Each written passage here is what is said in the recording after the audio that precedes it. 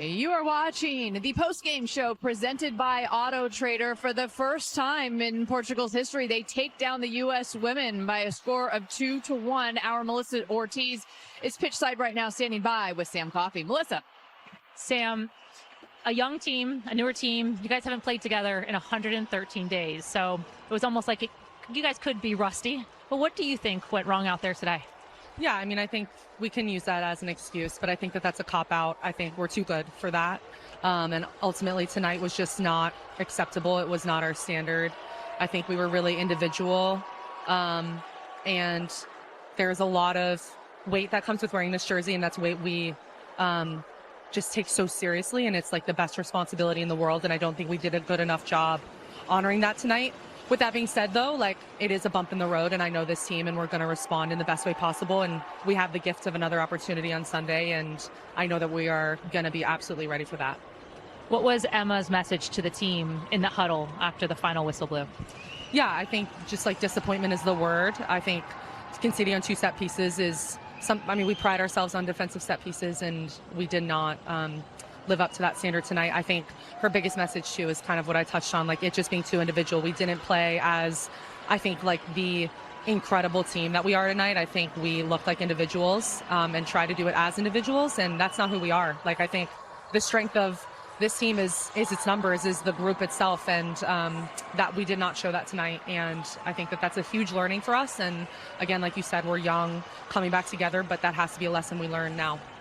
What are you looking most forward to now? Training tomorrow and then the game on Sunday, of what to bring? I mean, you're going to see a really, really fired up team on Sunday. And I mean, obviously, you look at all the faces in the huddle, like, I mean, anytime you even tie on this team, like, you take it so incredibly seriously, and the standard is to win. And doesn't matter, again, how long it's been that we've been apart or who the opponent is. The expectation is to win, and we have to live up to and hopefully continue to push that standard. But we did not do that tonight, and we have to own that and be accountable to that, and only use it now for our good and to take the lessons and move forward. Thank you, Sam. Thank you.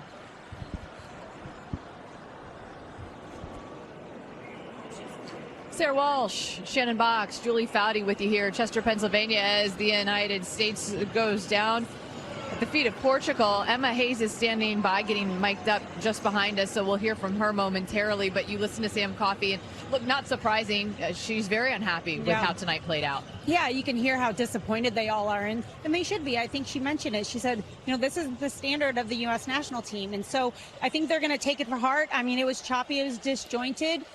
Besides the first couple minutes, they didn't have control of the game, and so I think they're going to go back and now that we got Emma, we can hear the real thing. But I think they're going to be definitely disappointed and want to come back the next game.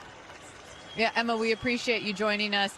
From your vantage point, and you talked to us about yesterday, you felt like this team was a little bit out of rhythm, and you said you can't wait to get to the game because hopefully that can sort of jar things back into place they should be. What did you see tonight? I think we scored a goal and we stopped playing. So sometimes early goals can do that, and I accept that.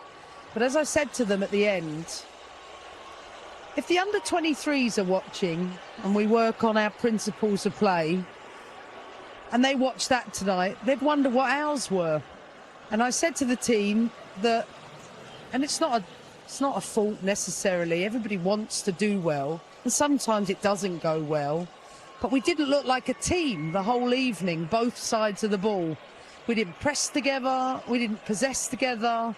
It felt like we're a yard off in our brain. I could see that.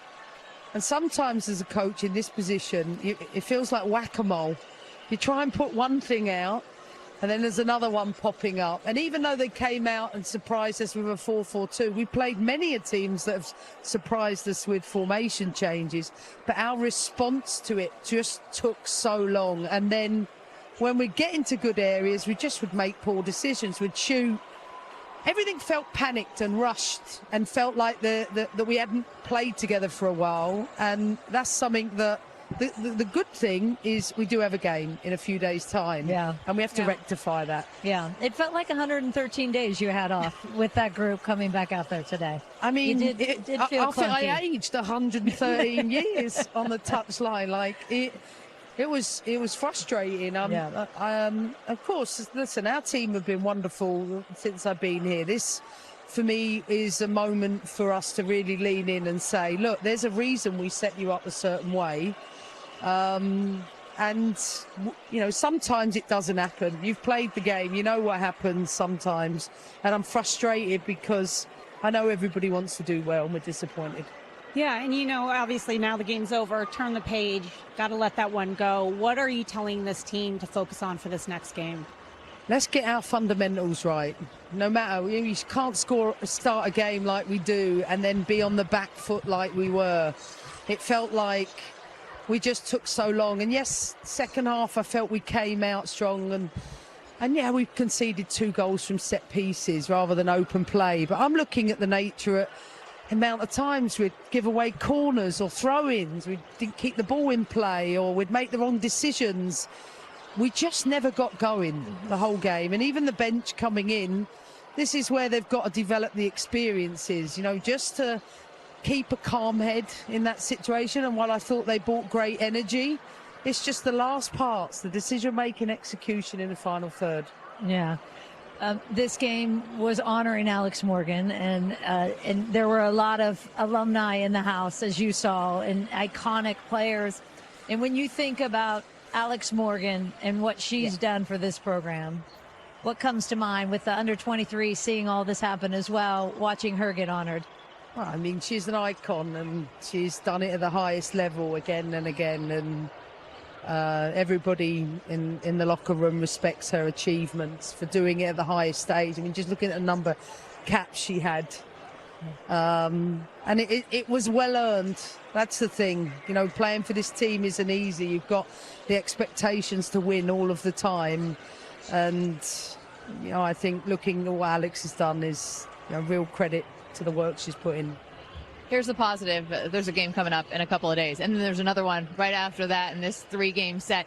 We know how much you want to win. We know that you can get agitated. You going to sleep it all tonight? No, I'm frustrated. I'm frustrated. I can see it. But you know what? I have to do my job. I'm in the team too. I'm responsible, and it's my job to pick us up and demand the best from us. I know you wish you were playing at 8 a.m. tomorrow. Instead, we will say we will see you on Sunday in Hartford. The U.S. men's deaf national team is going to take on Germany. That game is going to kick off right before the women at 1 Eastern. And then Emma Hayes will be back in action with this U.S. team trying to avenge tonight's loss to Portugal. That game kicks at 3:30 Eastern from Hartford. We will be there. We have much more to come on this Auto Trader post-game show after this.